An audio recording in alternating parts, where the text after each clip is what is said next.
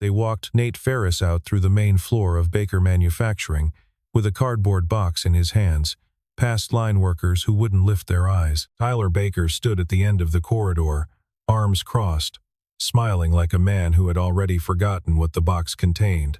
Walter Baker didn't turn around. He was through his office door before the elevator closed on the man who had quietly kept the whole company standing. No one explained anything. No one asked. 20 days later, the boardroom would call his name, and this time, nobody would hang up first. Have you ever watched someone walk away and known, somehow, that everything behind them was about to fall apart? Stay with this one. It gets there. The morning had started like any other morning, except Nate knew it wouldn't end that way. He cleared his desk before the security guards arrived, because he didn't want an audience for it. A photo of Emma taped to the divider. A chipped Baker Manufacturing mug he'd never once used for coffee.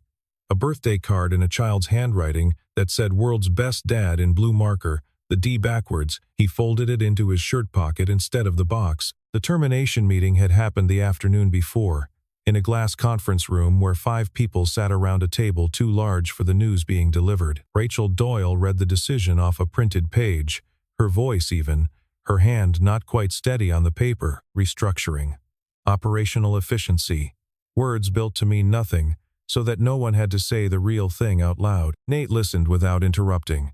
When she finished, he nodded once, stood and offered his hand across the table. Rachel shook it.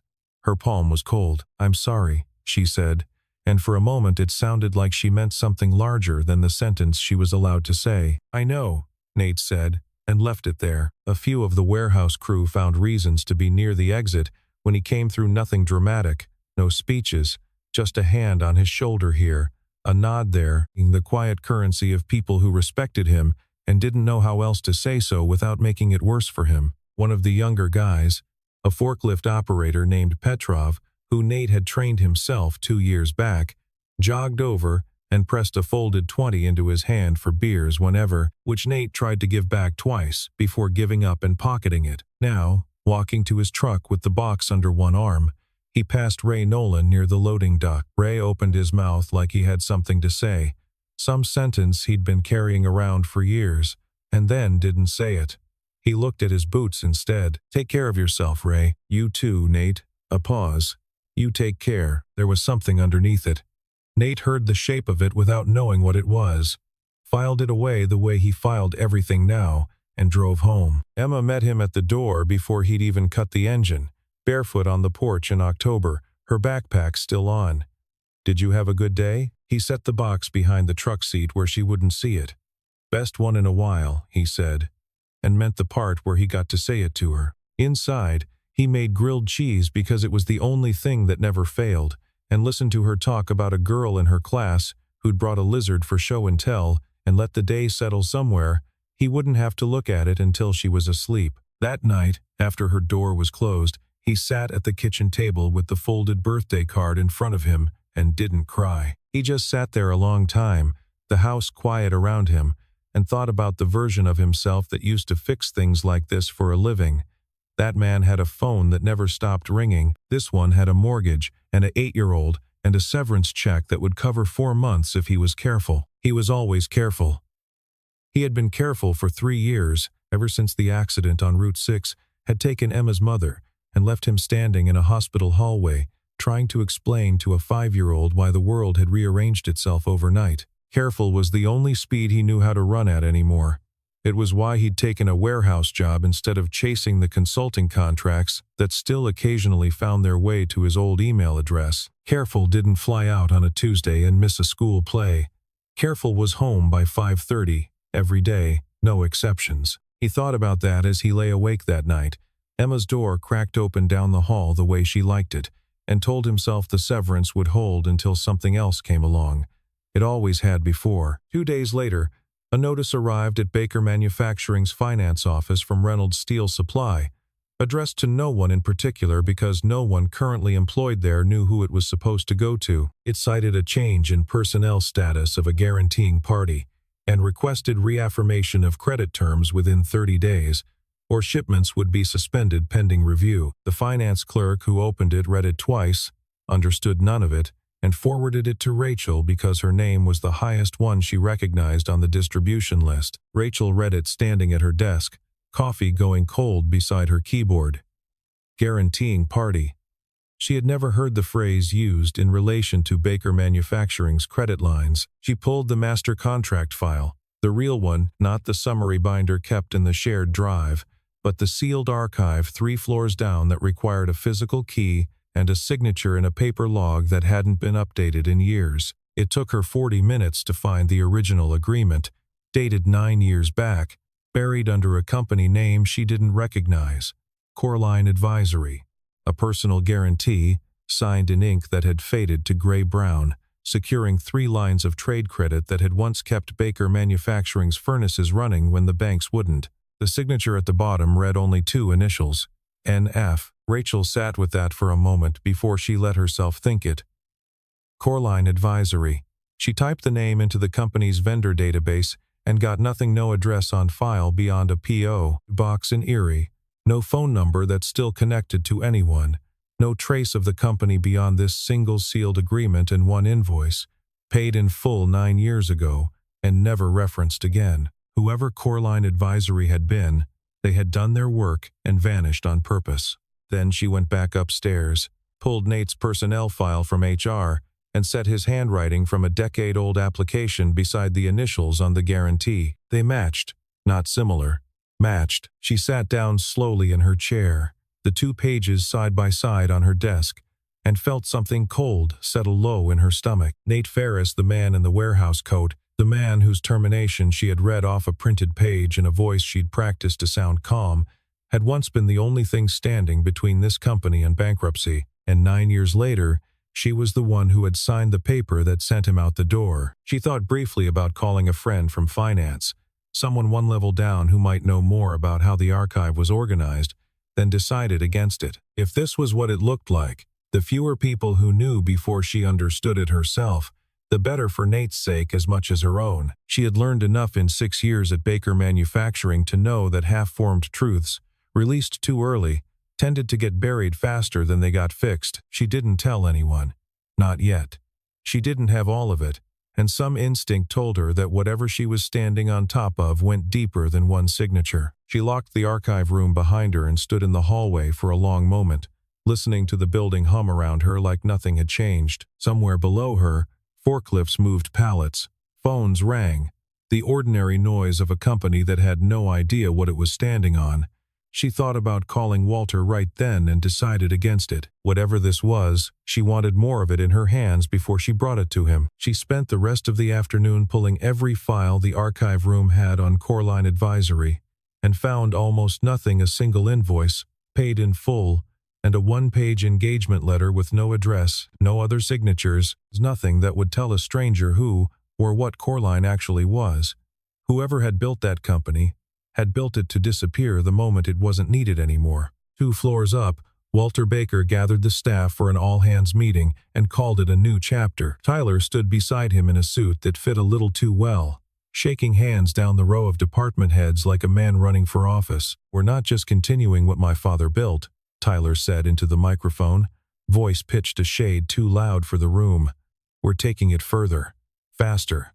Leaner." Someone near the back murmured a word that might have been leaner and might have been something else entirely. The applause came late and thin, the kind that exists because silence would be worse.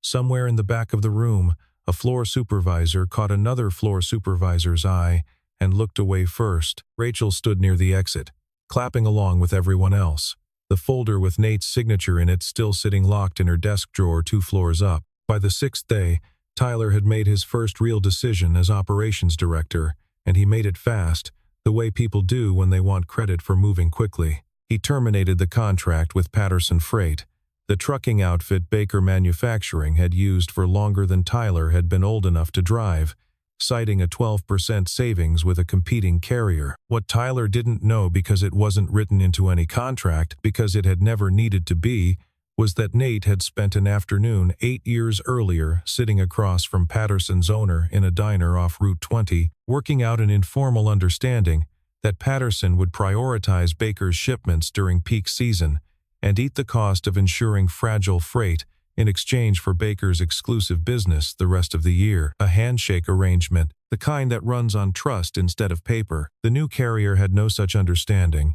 and no particular loyalty to a company they'd been contracted with for 11 days. Shipments that used to move within 48 hours started taking 5, then 6. For the first time in 5 years, Baker Manufacturing missed a delivery window. Patterson himself called the front office once, not angry, just matter of fact. "Tell whoever's running things now that handshake deals don't renew themselves," he told the receptionist, "and tell Nate I said hello when you see him." The receptionist wrote none of it down, and the message never made it further than her desk. Rachel brought the numbers to Tyler's office herself, laid the report flat on his desk, and watched him glance at it for less than 10 seconds. "Teething problems," Tyler said. "Every new system needs runway." "This isn't a system, Tyler. It's a relationship we broke." He smiled the way people smile when they've already decided the conversation is over.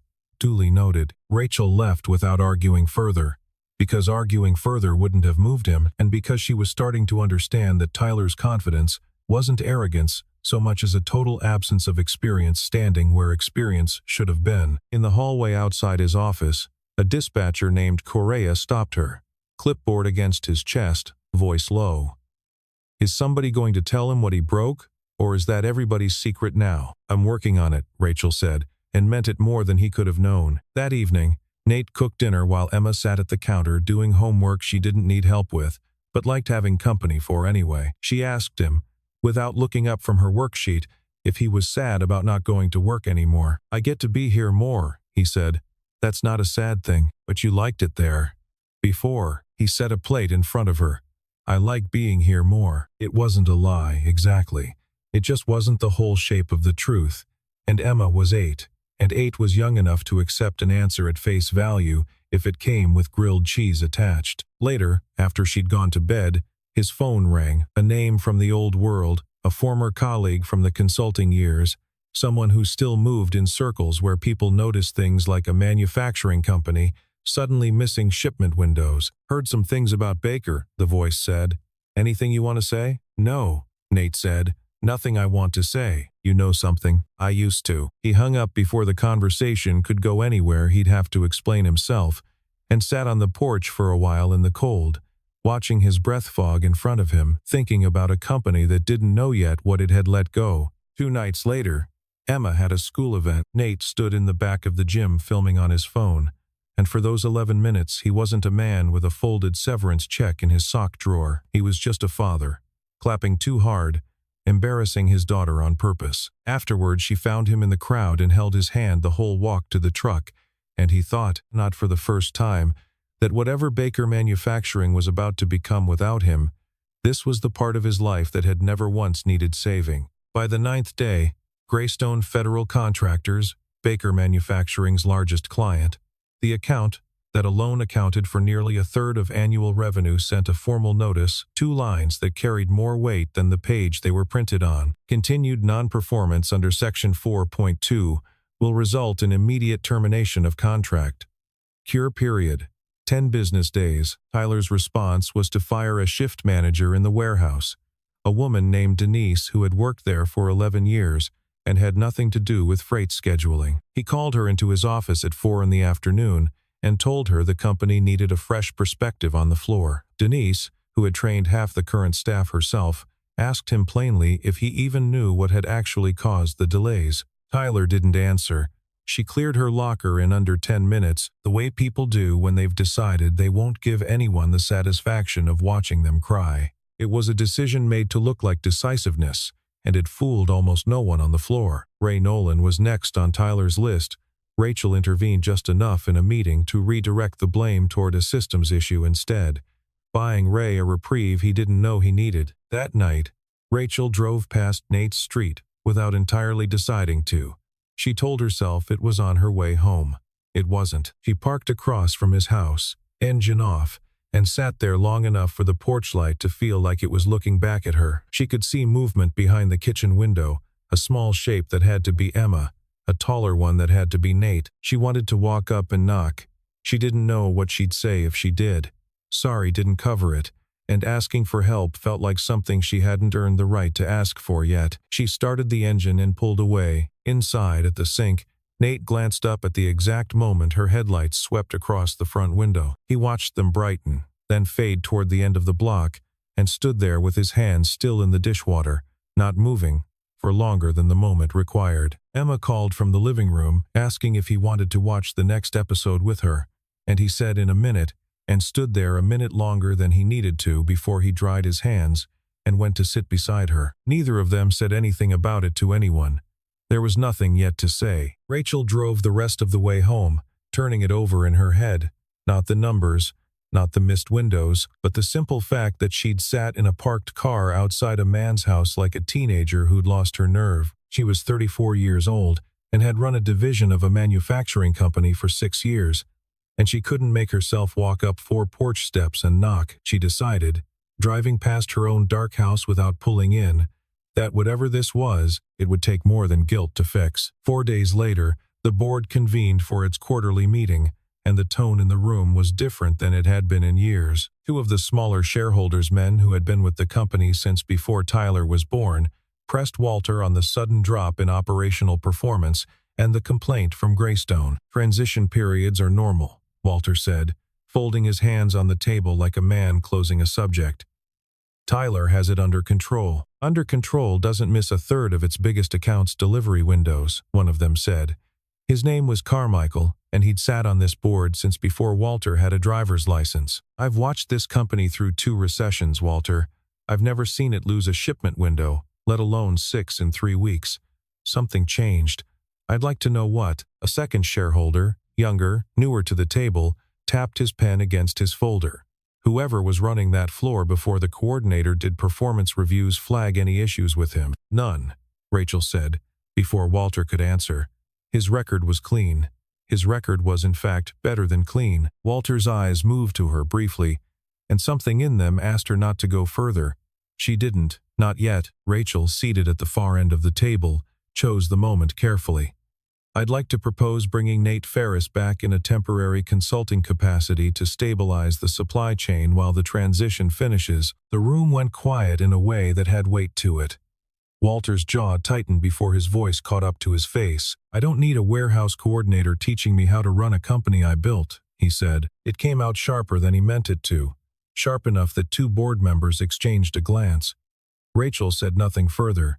She didn't need to. She had what she'd come for, not an agreement, but a reaction, and the reaction told her more than any answer would have. A man defending a decision that hard, that fast, wasn't defending a warehouse coordinator. He was defending something he knew was bigger than that, and didn't want anyone else to know it too. 2 days after the meeting, on the 14th day since Nate had walked out with a cardboard box, Reynolds Steel Supply made it official. Shipments suspended, effective immediately, pending confirmation of guarantor status, or a replacement guarantor acceptable to their credit committee. Without Reynolds, the furnace line had 11 days of raw stock before it went dark. Someone in operations circled the date on the wall calendar in red, the way people do when a deadline has stopped being theoretical. 2 nights later, Ray showed up at Rachel's office after the building had mostly emptied out, carrying a manila envelope he'd clearly been holding onto for longer than a day. He set it on her desk without sitting down. "I should have brought you this a long time ago," he said. Inside was a photocopy of the guarantee agreement, the same one Rachel had already found,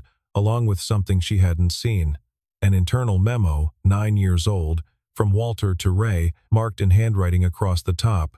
"File separately. Do not enter into shared system." "I was Walter's operations assistant back then," Ray said. "I processed that guarantee myself, typed it, filed it, watched him sign the cover letter. We were going under, Rachel, real going under, payroll going under." Coreline Advisory wasn't a company. It was one man. Nate Ferris renegotiated every supplier contract we had, and when the suppliers didn't trust paper anymore, he put his own name on the line to make them trust it instead. Rachel sat very still. "Walter never told the board," Ray went on. "Never told anyone outside this room, as far as I know. Said it looked better if people thought the company pulled itself up on its own, Baker family grit, and all that. Nate didn't push it. He'd been paid for the consulting, and I don't think he cared much about getting credit for it, but the guarantee stayed active. Nobody ever closed it out. Why are you telling me this now? Ray looked at his hands. My wife's on the company insurance. Has been through 2 rounds of treatment on it. I couldn't afford to lose this job over old paperwork, and I'm ashamed to say that's the truth of it. He stopped, cleared his throat, started again. You know what Nate did when I told him years ago, before any of this, that Marlene was sick? He didn't say a word to anyone, just made sure the schedule always had me covering days' shifts so I could take her to her appointments in the evening. Never once asked for credit. Never mentioned it again. That's the kind of man they walked out of here with a cardboard box. But I watched Denise get walked out over something that wasn't her fault. And I watched them almost do the same thing to me, and I figured I'd rather lose the job telling the truth than keep it saying nothing. Rachel looked down at the memo, at Walter's handwriting, at the deliberateness of it. File separately. Do not enter into shared system. Not an oversight. A choice. Made and maintained for 9 years. She understood, in that moment, with a clarity that felt almost physical, that firing Nate hadn't been a mistake in judgment. It had been exactly what it looked like from the outside, dressed up as something else. Walter had let go of the one person who could expose how thin the ground under Tyler's promotion really was, and in doing so, had pulled the pin on the exact mechanism that had kept the company standing in the first place. Thank you, Ray, she said. I mean that. He nodded, took the envelope back to make a second copy for himself, and left her alone with the weight of what she now knew. The next morning, Rachel walked into Walter's office without an appointment and closed the door behind her. She laid the guarantee, the memo, and Nate's personnel file side by side on his desk. The way a person lays down cards they're done bluffing about. You knew, she said. You knew exactly what that guarantee meant when you signed off on his termination. Walter didn't reach for the papers. He didn't need to. He already knew what they said. I thought it was old paperwork nobody would ever look at again. You sealed it. You told Ray to keep it out of the shared system. That's not forgetting something exists. That's hiding it. You don't understand what this company means in this town, Walter said, his voice rising for the first time. My father's name is on the community center, on the Little League scoreboard. People here believe the Bakers built something out of nothing, and that belief is worth more to this family than you seem to think. It was worth more to you than the truth, Rachel said. It was worth more to you than Nate. I was protecting this family's name, Walter said, and for the first time since she'd known him, his voice didn't sound entirely certain of itself. Do you understand what it would have meant, all those years ago, for it to get out that some outside consultant saved this company? My father built this place. I wasn't going to let people say it was some contractor who kept it alive. So you let your son take a job he wasn't ready for and buried the one man who could have told him how to do it right, because of what people might say 20 years ago. Walter didn't answer that. Within 48 hours, everything he'd been holding back caught up to him at once. Greystone Federal Contractors formally canceled its contract, citing repeated delivery failures. Internal shares, the informal valuation the board used to track family holdings, dropped hard enough that 2 senior directors filed their resignations the same afternoon, unwilling to have their names attached to what was coming. The board called an emergency session for the 20th day. They sat around the same table where, 3 weeks earlier, Rachel had read a termination decision off a printed page, in a voice she'd practiced to sound calm. This time it was Walter standing, and the room was not kind to him. Carmichael led the questioning, his voice flat and unhurried, the voice of a man who had waited decades to ask something he'd apparently always suspected. Why was the guarantee sealed? Why was Nate Ferris terminated without any review of outstanding obligations? Why had the board only now learned that the company's survival 9 years ago had a name attached to it that wasn't Baker? Because I built this company with my father, Walter said, and stopped, hearing how it sounded before anyone else had to point it out. Nobody's asking you to hand over the name on the building, Carmichael said. We're asking why you let this board walk into a cancellation clause blind. Walter answered because there was no longer a version of the meeting where he didn't. He told them about Coreline Advisory, about the guarantee, about Nate, how a single man, working alone, had walked into 3 separate supplier negotiations 9 years ago and rebuilt trust that the Baker name alone had not been enough to hold. He told them how young Nate had been then, barely 30, and how unshaken he'd seemed sitting across the table from bankers who wanted nothing more than to shut the whole operation down. He said the words out loud in that room for the first time in 9 years, and something in his face changed as he said them. Not relief, exactly, but the particular exhaustion of a man setting down something he'd been carrying so long he'd forgotten it had weight. Tyler sat through all of it without speaking, hands folded on the table in front of him, looking, for the first time since his promotion, like a man who understood exactly how much ground he'd been standing on that wasn't his. The board directed Walter to reach out to Nate immediately, by whatever means necessary, and to report back within the week. 2 days later, Rachel drove to Nate's house again. This time she got out of the car. She knocked, and he opened the door, already knowing, somehow, that this wasn't a social visit, and also that it wasn't entirely a professional one either. He stepped back to let her in without being asked. "I read the termination decision to your face," she said, before he could offer her a seat, before either of them could soften it with small talk. "I signed it. I know I was told to. That doesn't change that I did it." Nate leaned against the counter, arms crossed, listening. "I'm not angry at you, Rachel," he said finally. "You were one piece in something a lot bigger than you, and I think you know that now better than you did 3 weeks ago. But I'm not something you plug back in because the machine stopped working without me." His voice wasn't hard. It was just even, the way a man talks when he's had 3 weeks to sit with a decision. "I gave that company 9 years of my life without asking for a name on the door. I'm not interested in being useful to them again just because they finally noticed." Rachel nodded slowly. She hadn't expected forgiveness, and she hadn't gotten it, and something about that felt more honest than if he'd offered it easily. "For what it's worth," she said, "I looked at that guarantee about 30 times before I brought it to anyone. I kept thinking there had to be another explanation. There wasn't." "There usually isn't," Nate said. "People just don't like sitting with the plain one." From the hallway, Emma appeared in socked feet, looking between the two adults with the plain curiosity of an 8-year-old assessing a new variable. "Is she staying for dinner?" Nate glanced at Rachel. Rachel looked at Emma, then back at him, and for a moment neither of them said anything at all. "Not tonight, sweetheart," Nate said gently. Rachel left a few minutes later, and this time she didn't drive off right away. She sat in her car outside the house for a while, looking at the lit windows, and understood something she hadn't let herself understand 3 weeks earlier in that same seat. She hadn't come here tonight to save Baker Manufacturing. She'd come because she wanted, for her own sake, to be someone who told the truth to a man's face instead of reading it off a page. The following morning, the Erie Gazette ran a short item under the local business section, a few paragraphs about leadership turbulence at Baker Manufacturing Group, vague enough to avoid legal trouble, specific enough that anyone who knew the family would understand exactly what it meant. By noon, half the town had a theory. 3 days later, Nate called Rachel, not Walter.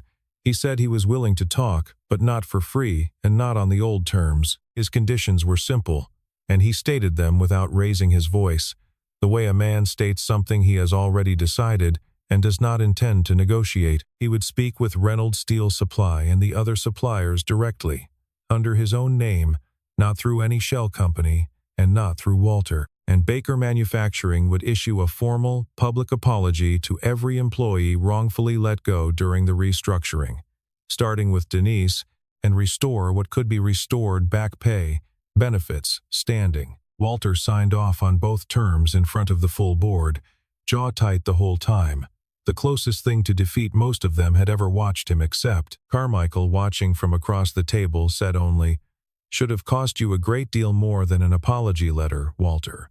And no one in the room disagreed out loud. Denise received her letter 3 days later, along with back pay and a note, unsigned but clearly written by someone who understood exactly what an apology was supposed to sound like when it meant something. She taped it inside her locker and never mentioned it to anyone, though everyone on the floor somehow knew it was there. Rachel sat beside Nate on the call with Reynolds 2 days later, not because anyone told her to, but because it felt like the place she was supposed to be. She listened to him talk through the credit terms, with the same calm precision she imagined he'd used 9 years earlier, watched him rebuild trust in real time with nothing but his own word, and a track record no one at the table had known existed until 3 weeks ago. "You understand why we suspended," the man on the other end of the line said, not unkindly.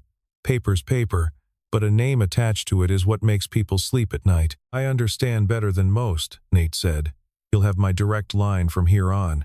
Not a shell company, not somebody else's signature. Mine." There was a pause on the line, then the sound of something settling. "That'll do." When the call ended, he looked at her the way a person looks at someone they've started, carefully, to let back in. "You didn't have to sit in on that," he said. "I wanted to." He didn't argue with it. That same week, Tyler asked to speak with the board privately and told them, without being pushed, that he was stepping down from operations. He wasn't ready, he said. He'd learned that the hard way, and he didn't think the company should keep paying for the lesson. It wasn't redemption. Not fully, but it was the first honest thing he'd said since his promotion, and in a room that had grown tired of half-truths, it counted for something. 6 weeks later, the supply chain had steadied. Reynolds resumed full shipments after confirming terms directly with Nate. Greystone Federal, after a longer conversation than anyone expected, agreed to a smaller but renewed contract enough to keep the furnace line running, if not at the scale it had run before. Nate accepted a new position the board created specifically for him, Strategic Supply Chain Advisor, reporting directly to the board rather than to any single executive. Not a return to the warehouse floor, and not a return to the shadows either. Somewhere in between, built to make sure no company ever again depended entirely on one man nobody was allowed to name. Walter kept his title. Everyone in that building understood, without it needing to be said, that the real authority had shifted elsewhere, and that he knew it too. Ray got his old title back, along with the insurance that had kept him quiet for longer than he was proud of. Denise came back to a warehouse that had, in her absence, finally learned her name mattered. Petrov, the young forklift operator who'd pressed a 20 into Nate's hand on his last day, was the first to shake Nate's on his first day back, grinning like the whole thing had been his idea. Tyler stayed on in a smaller role, shadowing the new operations lead without complaint, showing up early, asking questions instead of giving orders he wasn't ready to give. Nobody made a show of forgiving him. Nobody needed to. He simply kept showing up. And after a while, that started to count for something too. On an ordinary Tuesday evening, Emma set the table for 3 without being asked, humming something from a cartoon she liked while Nate finished dinner, and Rachel sat at the counter peeling an apple for dessert like she'd done it in that kitchen 100 times before. There was no announcement in it, no declaration, just a girl telling a long story about a substitute teacher, and 2 adults laughing at the same moment without meaning to, and the particular quiet of a house that had, without either of them noticing exactly when, stopped being one person's house and started being something else. Later, Rachel stood at the kitchen window with a dish towel in her hands, watching Nate chase Emma across the backyard in the last gray light of evening, her laugh carrying all the way to the porch. She wasn't smiling because the company had steadied, or because the contracts were signed, or because the version of the story where everything fell apart hadn't happened after all. She was smiling because she was standing exactly where she hadn't known, 3 weeks ago, she was looking for. Outside, Emma tackled Nate into a pile of leaves neither of them had raked yet, and his laugh carried through the screen door, unguarded in a way Rachel hadn't heard from him before, not the careful, measured voice of a man weighing every word before he let it out, but something looser, something that belonged to a person who had finally stopped bracing for the next thing to go wrong. She set the dish towel down and went outside to join them, and nobody in that yard was thinking about guarantees, or boardrooms, or the 20 days it had taken to get here. Neither of them had been looking.